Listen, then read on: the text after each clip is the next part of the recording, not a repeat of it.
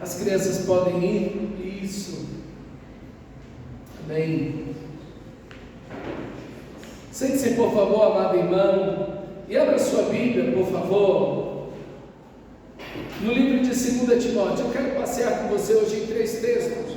Então tenha a sua Bíblia à mão, para que nós possamos passear por esses textos maravilhosos. Algumas semanas atrás, mais de um mês atrás, eu meditei junto com você sobre o tema Siga Jesus no poder do Espírito por meio da oração, falando da vida de oração do Senhor Jesus e como isso deveria nos inspirar a orar mais e melhor. E hoje eu gostaria de iniciar uma série de mensagens com você sobre Siga Jesus em uma paixão pelas Escrituras. O meu objetivo, meu amado irmão, é suscitar uma paixão ainda maior no seu coração pela Bíblia, que você tenha um desejo mais ardente pela palavra de Deus, que você possa ter um contato mais íntimo, mais profundo com as Escrituras Sagradas, que você possa ler com mais dedicação, mais empenho, mais afinco a palavra de Deus. E o Senhor Jesus, de uma forma extraordinária, porque ninguém amou a palavra de Deus como nosso Senhor, ninguém obedeceu a palavra de Deus como nosso Senhor, ninguém conhecia a palavra de Deus como Ele. Que nós possamos olhar essas imagens que o Senhor traz sobre as Escrituras Sagradas, o valor que Jesus dá às Escrituras Sagradas, e que isso possa também estar no nosso coração, e que nós possamos crescer nessa direção de uma paixão mais profunda, uma dedicação, uma obediência maior à palavra de Deus. E a singularidade das Escrituras Sagradas, isso é que torna a Bíblia o livro acima de todos os livros.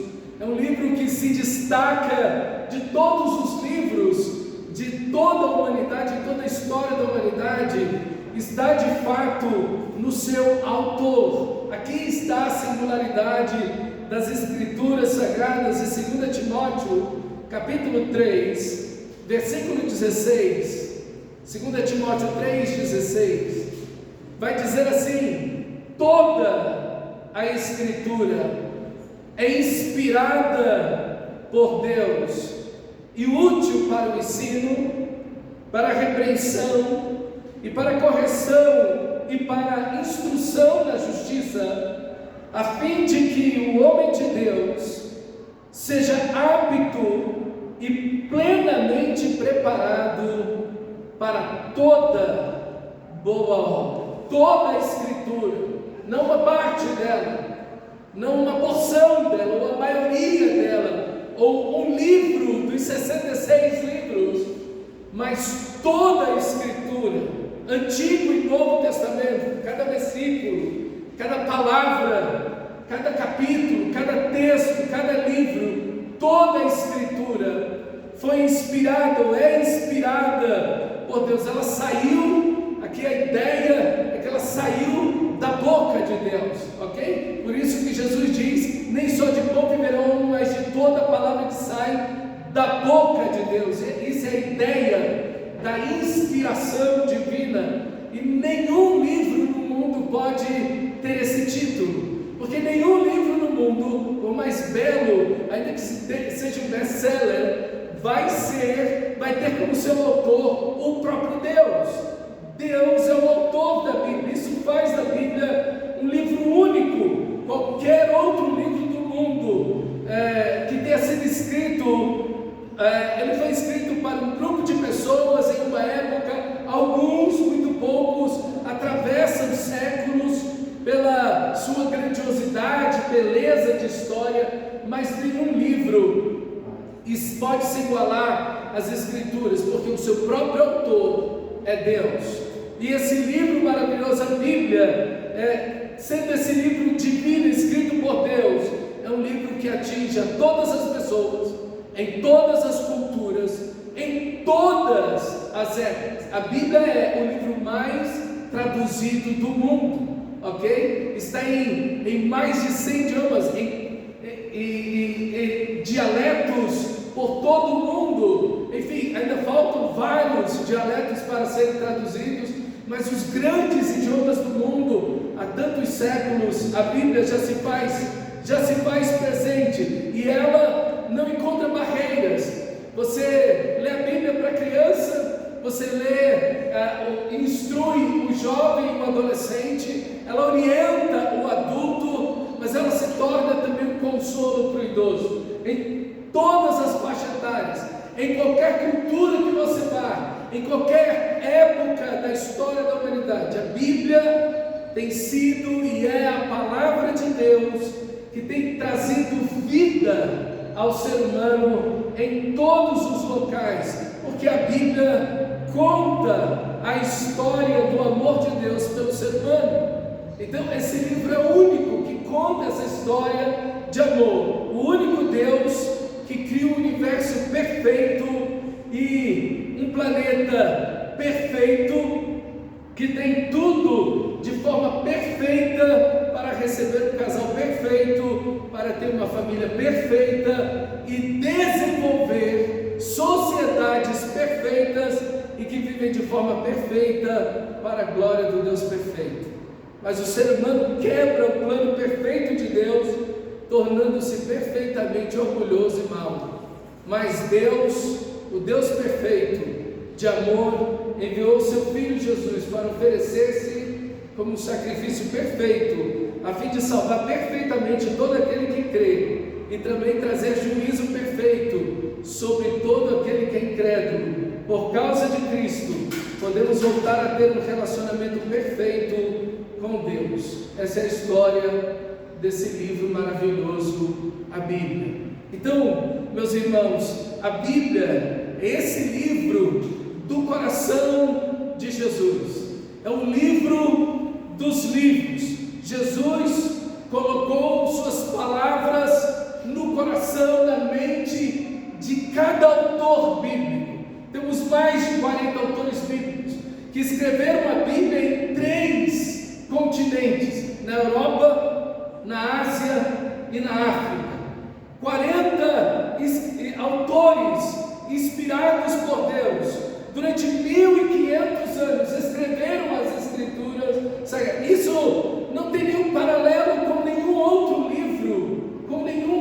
livro na história da humanidade, meus irmãos. O livro que você tem é um milagre, irmãos. É um livro único, é um livro que é incomparável.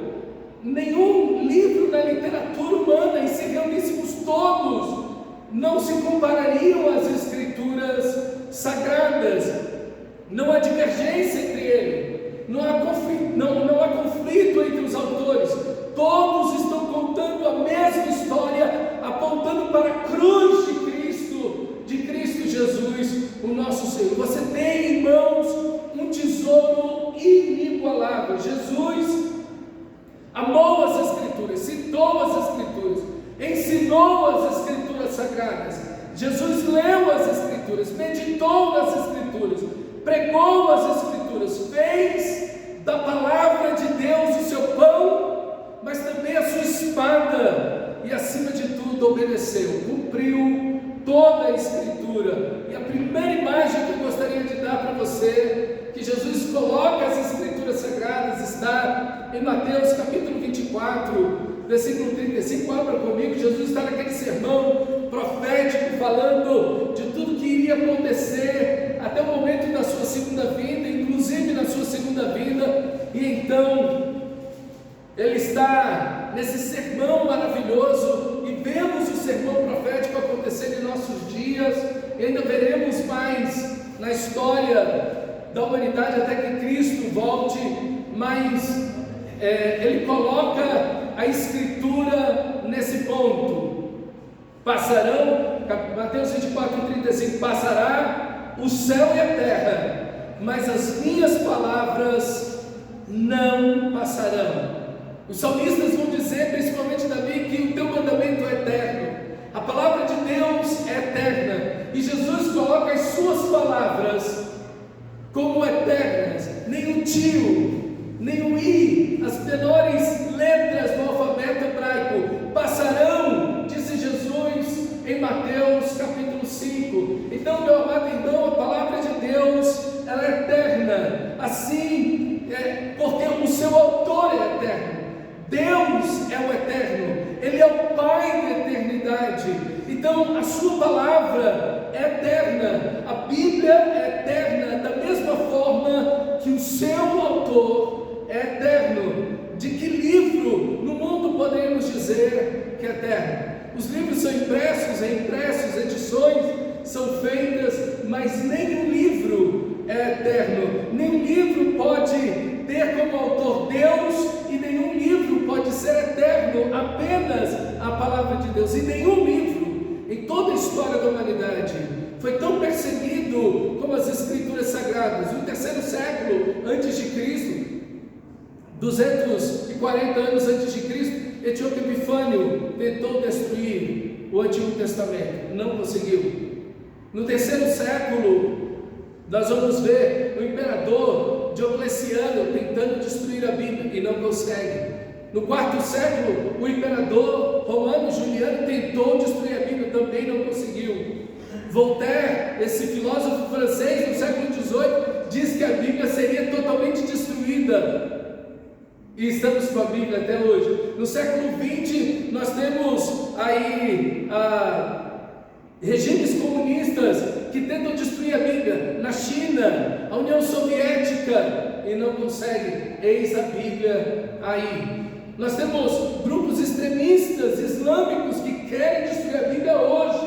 O Boko Haram, o Estado Islâmico, são grupos extremistas que querem destruir a Bíblia. E a Bíblia está aí. Nós vemos ideias e filosofias na nossa própria cultura. De vez em quando você vai ver alguém aí de alguma minoria apontando para a Bíblia e batendo a Bíblia em algum canto e dizendo: esse livro aqui é ultrapassado, isso aqui não vale nada, ou alguma coisa nesse sentido. Mas a Bíblia continua aí. Nenhum livro na história da humanidade foi tão caçado e foi tão alvo de tentativas recorrentes de ser destruído como a Bíblia. A palavra de Deus, meus irmãos, mas ela é indestrutível. A palavra de Deus, como seu autor, é eterna. É eterna. Glória a Deus por isso, irmão. Você tem um livro incomparável na mão. Você tem um livro que está sendo protegido pelo próprio Deus. A Bíblia está hoje em sua mão. É um milagre. É um milagre. De fato é um milagre. Nós vamos ver pessoas que deram, e centenas delas deram a vida pelas Escrituras Sagradas, e amaram esse livro, e deram suas vidas para guardar, para esconder, para traduzir. E quando os escritos antigos, manuscritos de 1500 anos são encontrados, manuscritos de 2000 anos, fragmentos, vai ser a mesma Bíblia que você tem na mão. Você tem um livro seguro. Você tem um livro que, arqueologicamente falando, ele é seguro. Nenhum livro tem as provas arqueológicas que a Bíblia tem. Nenhum, no mundo. No mundo. Você tem um livro, a sua fé, ela está fundamentada num livro extremamente seguro, meu amado irmão. Quanta preciosidade, quanta verdade. Essa palavra é a verdade, ela não contém uma verdade. Essa palavra é a própria verdade. No mundo plural, onde as pessoas não sabem para onde ir, o que fazer, nós temos a palavra de Deus diante dos nossos olhos. E é uma palavra eterna, meu amado irmão. É uma palavra que não passará. As filosofias aí vão. As novidades em semanas, às vezes em meses, desaparecem. Mas a palavra de Deus, ela é eterna. E você pode confiar nessa palavra, guiar a sua vida, tomar decisões em base a existencialismos. Vai ser um desastre para você. Quanta gente lançando-se nisso, colocando em jogo o seu casamento, a educação dos seus filhos, a sua própria vida, o seu próprio corpo, no experiencialismo do momento, naquilo que a cultura está dizendo para você que é bom, legal ou interessante no momento. E as pessoas estão se lançando nisso, sem saber o que vai dar. Olha os ricos. O pessoal achava que era o máximo na década de 70.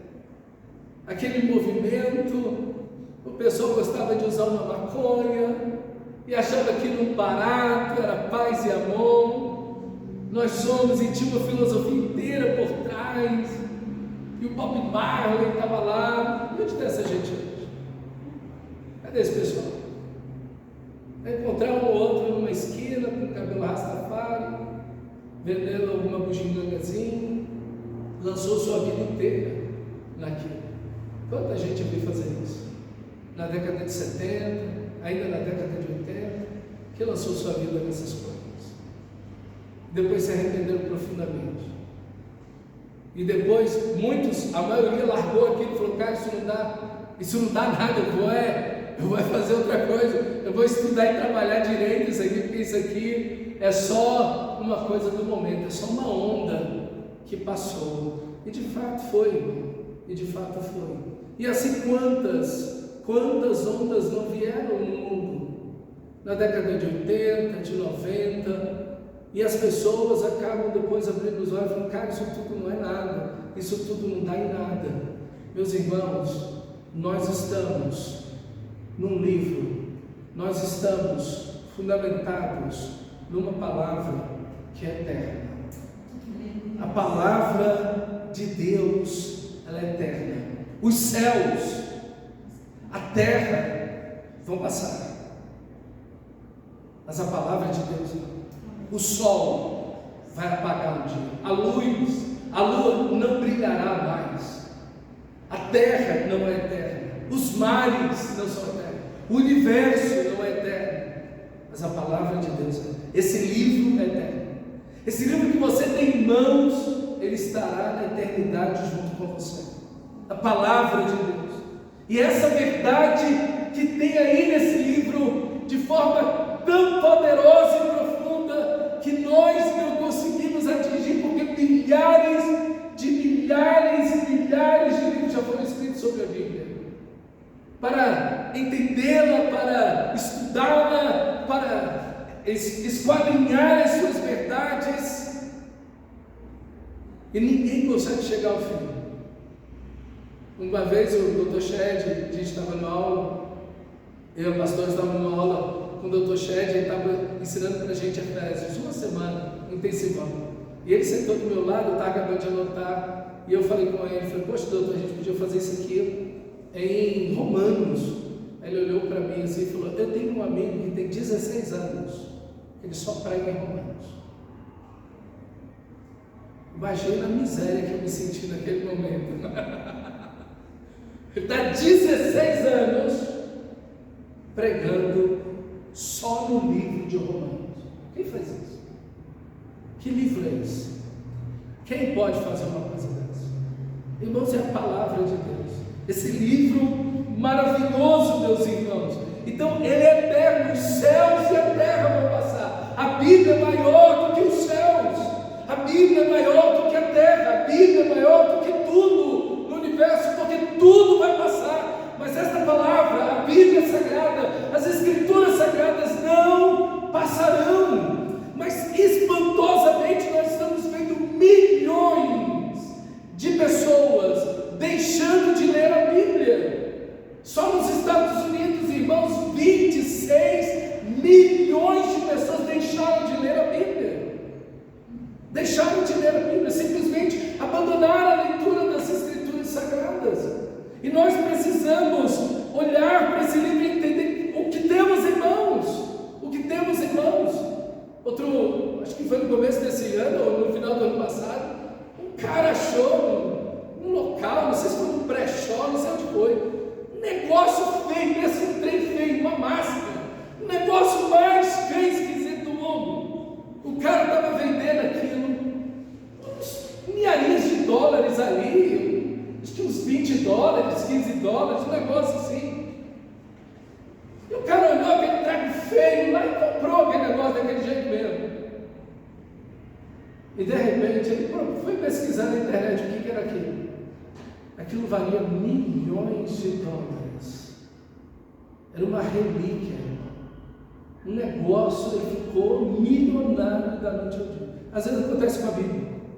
Às vezes a Bíblia está ali jogada em cima do estante, guardada empoeirada em algum lugar. O que é isso? Não, é só a Bíblia, é um livro que às vezes está em casa aí, de vez em quando eu leio ele. O meu pastor insiste em pegar esse livro todo domingo. irmão, você não sabe a joia, a preciosidade que você tem nas mãos. Não tem nada no universo que se compare com a Bíblia. E sabe, irmão, eu quero dizer para você que os céus e a terra vão passar, mas essa palavra não passará. Essa palavra é eterna. Então ame a Bíblia. É o maior bem que você tem. É o bem mais precioso que você pode ter.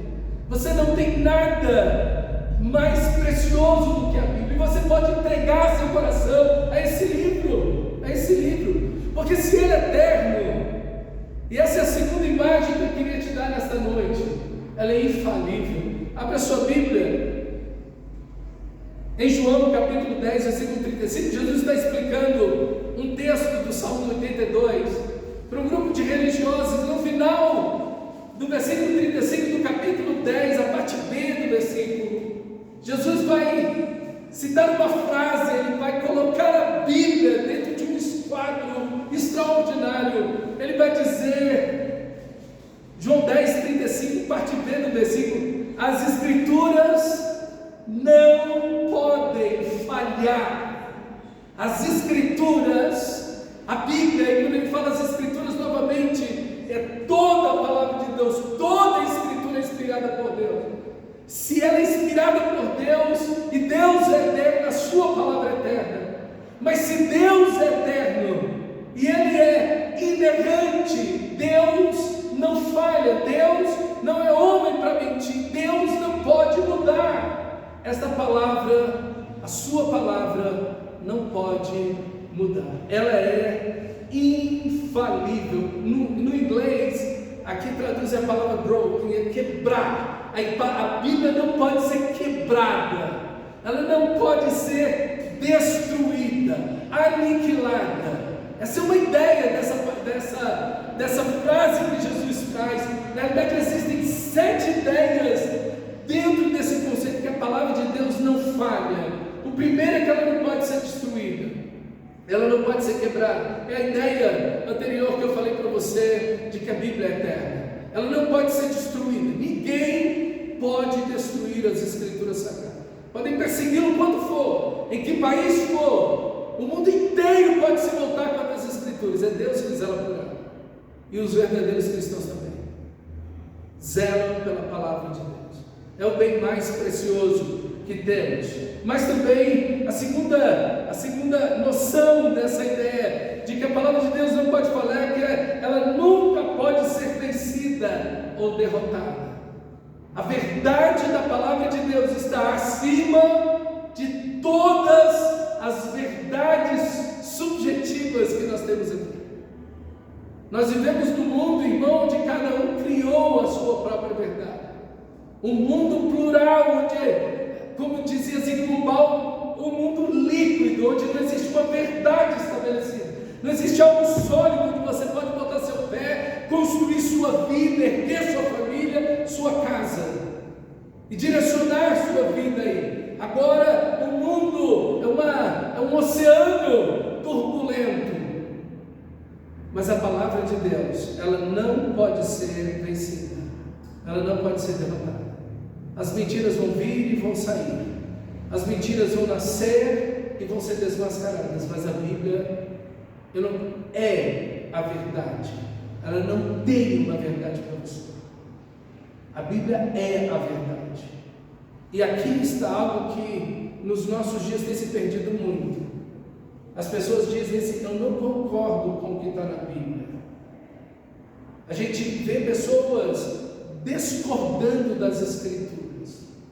A gente vê crentes, eu não estou falando de pessoas fora da igreja, porque isso seria o mais natural possível, né? Fora da igreja é natural. Eu não concordo com a Bíblia, como eu vi uma vez um parente meu dizendo: papel aceita tudo, qualquer um pode ir lá escrever. Na ignorância dele, falou um negócio dele, eu sabia nem o que está falando, coitado.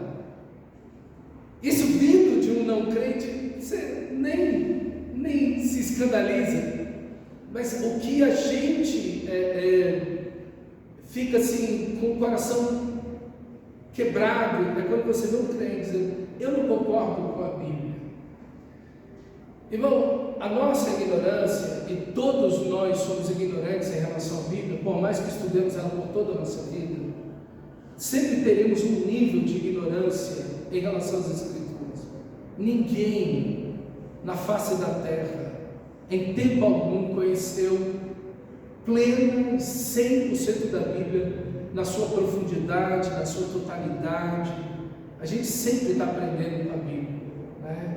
Às vezes, daqui a 2 semanas eu vou estar dando Romanos, o segundo módulo em Romanos na faculdade. Irmão, você lê o texto e fala, meu Deus, estou descobrindo coisas novas e coisas novas. Eu já li esse livro mais de 60, 70 vezes e eu estou descobrindo coisas aqui que eu ainda não tinha descoberto. E você tem tanta riqueza diante de vocês, fala, meu Deus, como é que eu tenho tão pouco tempo para entregar isso lá para os alunos, eu tentando separar coisas da grandeza das Escrituras Sagradas. Mas aí você vê pessoas dizendo, olha, eu não concordo com a Bíblia. Talvez a expressão certa, e com certeza seria, eu não entendo o que a Bíblia está dizendo. E eu preciso me debruçar nela, de coração aberto, para dizer, Senhor, me ensina com a Tua Palavra. Porque Davi diz, eu vi que toda perfeição no mundo tem seu limite. Tudo é perfeito numa medida. E Davi vai dizer, mas a Tua Palavra, ela é perfeitamente ilimitada. A Tua Palavra ela não tem limite de perfeição. Então a Palavra de Deus, ela não pode ser vencida, derrotada. Ela não tem, irmão, engano, equívoco. A Bíblia não falha. A Bíblia não falha. Há décadas atrás, centenas de anos atrás, às vezes você vai ver arqueólogos dizendo, olha, tem listas de cidades aqui na Bíblia que isso é invenção, isso nunca existiu e tal. E depois a arqueologia vai lá em escavações e encontra a mesma lista, uma lista muito parecida, nomes das mesmas cidades, no mesmo local. Então a Bíblia, ela não se engana, ela não erra, ela não falha em nada do que ela está dizendo, em absolutamente nada do que ela está falando. Ela não erra, ela não falha, ainda que você não entenda, ainda que você não compreenda. Não tenha em momento alguma arrogância diante das Escrituras. Pelo contrário, que você humildemente possa dizer, Senhor, eu não entendo esse texto. Esse texto ainda não entrou, essa verdade ainda, eu não consigo aceitá-la plenamente, eu estou em luta contra isso.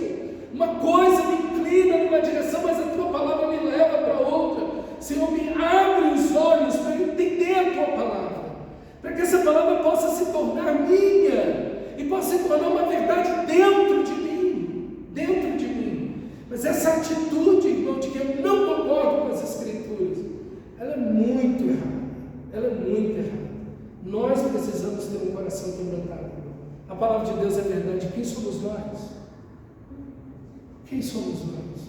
Diante de uma verdade eterna, que ultrapassa os céus e a terra e todo o universo, inspirada, saída da boca do próprio Deus, preservada pelo próprio Deus por todos esses anos, todos esses milênios. Quem somos nós? Como dizia Spurgeon, animal poluzido com a gota d'água, que estamos questionando a verdade da palavra de Deus. Ela está muito além de mim e de você. Se eu não entendi algo, irmão, é porque eu estou bem limitado em mim mesmo. A palavra de Deus é a verdade. É a verdade. Parta desse pressuposto. A gente vê alguns filmes, tem até um jornalista, acho que da época não sei se era da década de 70, 80, de um jornal, a esposa dele se converteu, os dois eram ateus, ela se converteu, ficou desesperada, queria acabar com o casamento e tudo. E ele, então, um amigo dele de trabalho, falou para ele, cara, acaba com a fé da sua mulher. Ela não crê em Jesus, agora acaba com a fé dela. Prova que Jesus não ressuscitou. Ele tomou essa tese, Jesus não ressuscitou e foi atrás. Ah, meu amigo, ele foi atrás dos profissionais, das grandes universidades, médicos, enfim, arqueologistas, e correu atrás para desmentir que Jesus não havia ressuscitado. Ah, foi hipnose. Rapaz, você hipnotizar 500 pessoas que viu Jesus ressuscitado é muito difícil. É mais difícil fazer isso do que Jesus ressuscitar. E no final ele se converte. Josh McDowell, a mesma coisa, ateu, um jovem americano, e a tese dele de mestrado seria provar que a Bíblia estava errada. Viajou para a Europa, foi nas grandes bibliotecas e universidades para provar a mentira da Bíblia. Os melhores escritores de apologia, defesa da fé que nós temos no mundo, escreveu livros memoráveis, a ressurreição de Cristo, evidências que exigem o veredito, parte 1 e parte 2, enfim. Pessoas que sim duvidaram de Deus, duvidaram das Escrituras, e quando encontraram a palavra de Deus, de forma técnica, crítica e tudo, foram salvos pela verdade divina. Meus irmãos, essa palavra não pode falhar, ela não a engana, ela não pode ser derrotada, ela não pode ser destruída. A palavra de Deus nunca vai se retratar. A palavra de Deus não falha, isso ela nunca se retrata. Perdão, gente, a Bíblia está errada aqui. Vamos fazer uma retratação aqui. Olha, nesse capítulo, nesse texto, nesse princípio, nessa verdade, nessa história, nesse milagre aconteceu algo errado aqui. Nunca você vai ver isso, ok? A Bíblia também nunca é injusta. Nunca é injusta. Ela mostra o pecado de todos. Ela mostra o êxito de Davi, aquele jovem que de forma honesta, justa, correu e escapou por 10 anos do rei de Israel. Mas no dia que ele pecou, a Bíblia mostrou o pecado dele. A Bíblia, o grande herói da Bíblia é o próprio Deus. Ela não faz distinção. Se é um rei, ela denuncia o pecado. Se é um político, é um rico, ela denuncia. É um pobre, miserável, ela denuncia o pecado. Não tem esse negócio com a Bíblia. A Bíblia ela não é justa, ela não é parcial. O juiz é emitido sobre todos de igual maneira. Não existem classes, ou épocas, ou culturas. A Bíblia é justa para com todos. Ninguém vai encarar a Bíblia e vai dizer, não, olha, eu sou o cara. Não, ela vai abrir seus olhos como ninguém jamais abriu, e vai mostrar os seus pecados, e o juízo de Deus, e o amor de Deus para te perdoar. Pronto, a Bíblia, ela é um espelho, ela é um espelho. Tiago vai dizer isso, que aquele que lê a Bíblia, mas não obedece, é como um homem que olhou-se no espelho e logo se foi. Irmãos, a Bíblia é um espelho, ela vai mostrar para você exatamente quem você é e a situação que você está. Por isso que a palavra de Deus, essa espada, ela vem dividindo alma e espírito junto e medula. Ela está viva. Essa palavra, ela é eterna, ela é infalível, ela é viva, ela é viva, ela é viva. A palavra é a palavra de Deus. Irmão, o meu desejo é que nos apaixonemos mais pela palavra de Deus. É que você diga, meu Deus, que livro é esse que eu tenho em mãos? Porque eu estou mais apaixonado, mais desejoso de ler a Bíblia, e eu quero ler mais, e quanto mais você ler, mais você deseja ler as Escrituras Sagradas. Ela nunca será injusta, ela também nunca vai mentir. Ela não apenas não se engana de forma passiva, não, ela nunca vai mentir para você, ela nunca vai dizer algo errado para você. A palavra de Deus, você pode se entregar a ela, se entrega a ela plenamente, completamente, ela nunca vai mentir para você. Ela é um terreno sólido para a sua vida. Estamos estudando com os jovens o livro de Eclesiastes. Cada sexta-feira um traz um pedaço da meditação lá do livro. Um livro que foi escrito 1000 anos antes de Jesus, então há 3000 anos atrás. Mais de 3000 anos atrás. Como é que esse livro está falando com a gente hoje? Você vai ver a mesma coisa, os princípios estão lá, fala, é a mesma coisa, é como se o livro tivesse escrito hoje na nossa cultura. É um negócio fantástico, tão aplicável para a gente, tão atual para mim e para você. Lance-se nas Escrituras Sagradas, guie sua vida, direcione seu casamento, viva a sua vida, gaste seu tempo, tudo por meio da palavra de Deus. Siga os valores, os princípios, a direção da palavra de Deus, porque luz para os nossos e ela nunca deixará de se cumprir. Ela vai se cumprir. Profecia é profecia. Como é que o livro de Apocalipse foi escrito? Há 2000 anos atrás não havia capitalismo, não havia crescimento global, não havia nada disso, e a Bíblia já estava mostrando os eventos da natureza, destruição dos mares. Quem imaginaria, irmão? A explosão industrial viria 1700 anos depois. Como é que todos os rios do planeta seriam, todas as águas do mar seriam contaminadas? O estudo, há uns 10 anos atrás, mostrou que 96% das águas do mar já estavam contaminadas. Há mais de 10 anos atrás, esse estudo. Mas como assim? Como isso pode? É a palavra de Deus. Está se cumprindo e vai se cumprir. Eu quero dizer para você, o Deus que disse que tudo isso ia acontecer é o mesmo que disse que vai voltar. Aquilo que ele disse que está se cumprindo.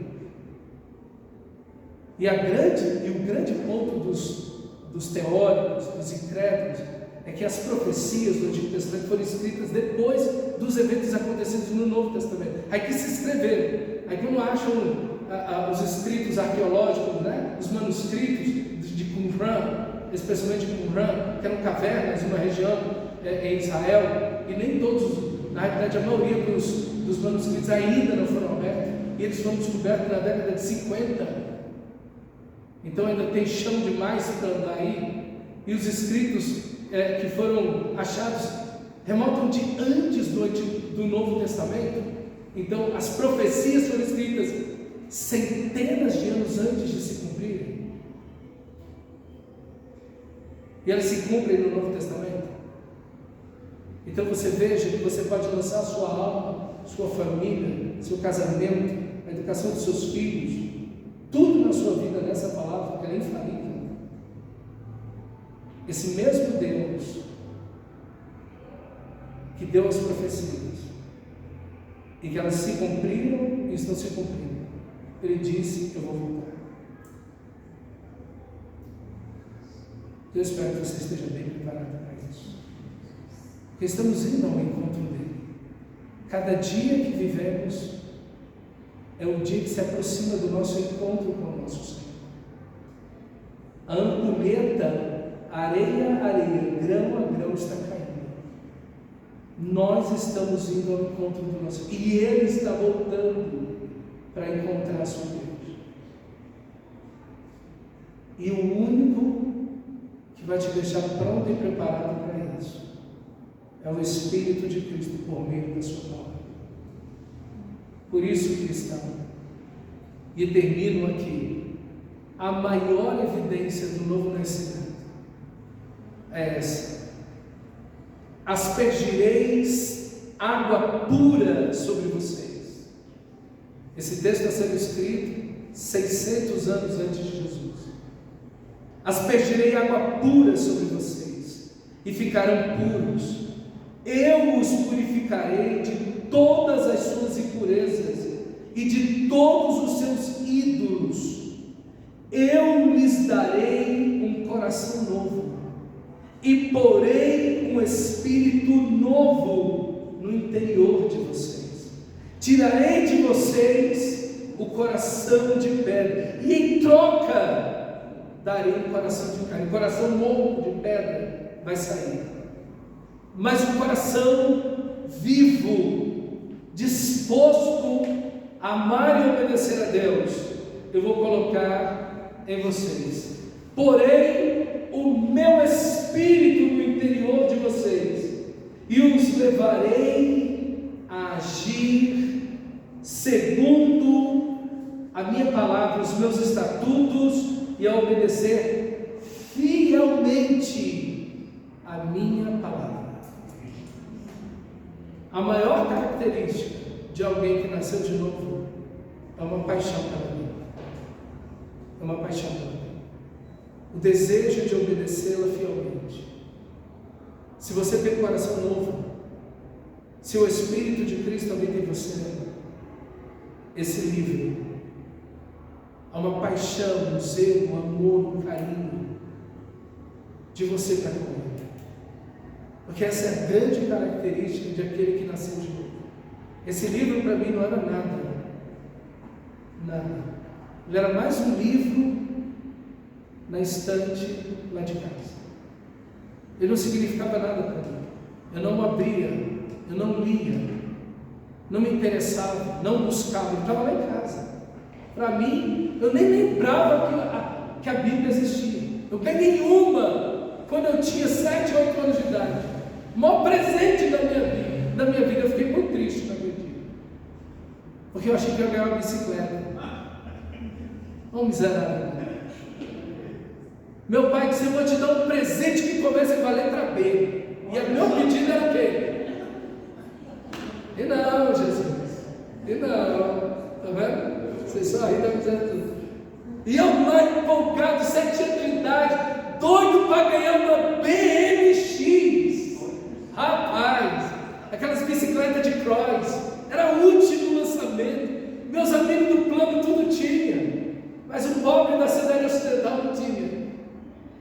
Mas o meu pai me deu um presente e eu não liguei para ele. Eu fiquei tão decepcionado naquele dia. Meu pai me deu uma Bíblia pequenininha. As letras, até criança tem dificuldade para ler aqui. Tão petitinha que era. E eu não sabia que ali estava a minha vida. Eu ganhei, e do jeito que eu ganhei, decepcionado fiquei, e botei ela na estante. Para mim, nunca vi. Acho que abri uma vez aquela Bíblia no dia que ganhei para ler alguma coisinha. Quantos crentes não estão fazendo isso? Por que eu fiz aquilo? Por que eu fiz aquilo? Eu estava morto. Eu estava morto. Mortinho da Silva. Morto. Morto nos meus pecados. Morto em mim mesmo. Deus, Bíblia. No dia que Deus me salvou, quando eu estava com quase 16 anos. Naquele quarto, quando eu orei, Deus faz alguma coisa em minha vida. Deus encheu meu coração do amor dele. No dia seguinte, qual foi a primeira coisa que eu fiz? O pecador se arrependeu.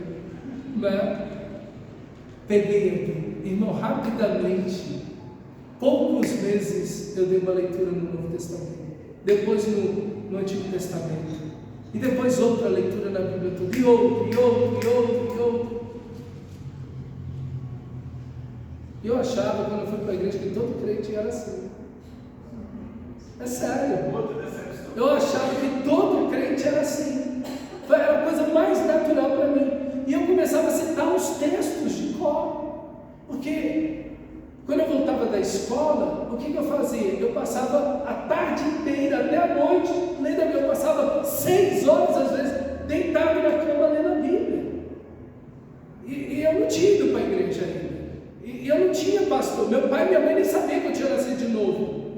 Eu estava só. Ninguém dizia assim para mim: olha, pega a Bíblia e lê. Nada disso.